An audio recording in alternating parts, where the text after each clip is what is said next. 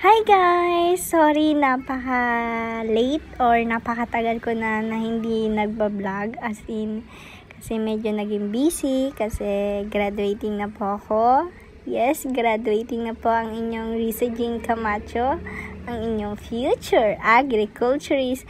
Papansin nyo mga prutas, napakadami pong prutas dito sa Ascot Basal. May lansones, may durian, may rambutan, meron din papaya.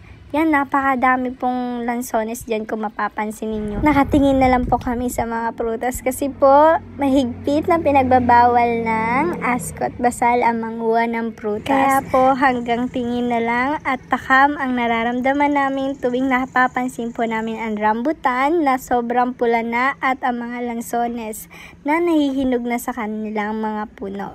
Ngayong araw na po pala na to is maglalaboratory po kami kung saan may gagawin po kami activity na bababa po kami sa campus para gumawa po ng laboratory.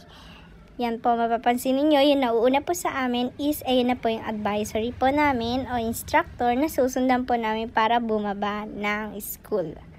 Yan, kumakain sila dyan. Di ko alam kung anong kinakain nila. Sabi ko, isama ko daw sila sa vlog kasi support daw nila ako. Yan, kaya pinakita ko naman sila. Kami po pala ang 4B Craft Science. Itong pinapakita ko na po pala na to, isakop pa rin ng school namin. Bumaba lang po kami sa pinakang baba ng campus po namin. Yan. Pero yung dinadaanan po namin, isakop pa rin po ng campus. Kaya don't worry, safe po kami dyan.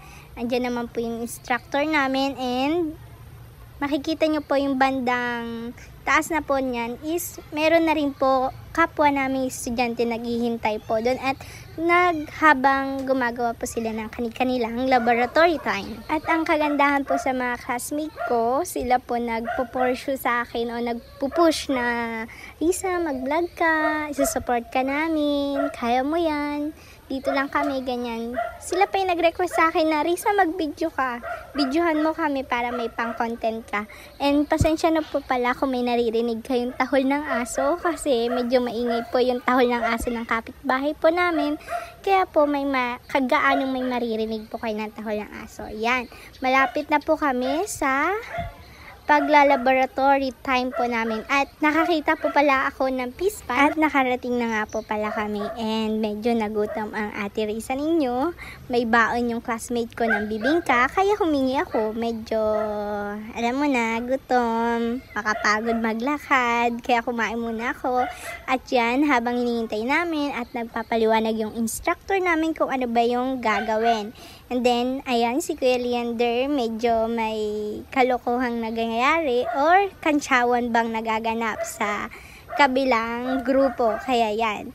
And yan, magsisimula na po kami para sa laboratory time namin. Punta lang po kami sa area ang ibibigay ni sir at magsusukat na po kami.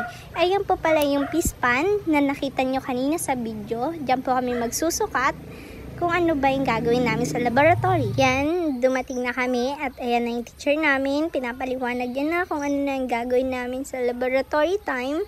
Medyo mainit lang ba yung timing ng araw sa amin kasi yung iba kong classmate is hindi nakabaon ng jacket o pang laboratory outfit ba o PPE kung tawagin. And yan ako, Girl Scout ang ate Risa ninyo, may jacket, may sombrero at may towel. Yan. Habang naglalakad kami at nung natapos na kami, pinunta kami ni sir sa ilog para picturean ito kasi ito yung main source ng tubig. Hindi lang po basta kami pumunta ng ilog para mag-picnic o para mag-enjoy. May purpose po yan kung ano man yung nakikita ninyo. At tapos na po kami sa laboratory. And aakyat na po kami para bumalik sa campus o bumalik sa school, pinakang school po namin. Pero yung nakikita nyo is part pa rin po ng school namin ha. Don't worry, safe naman po ang paglalakad namin dyan sa matarik na paakyat.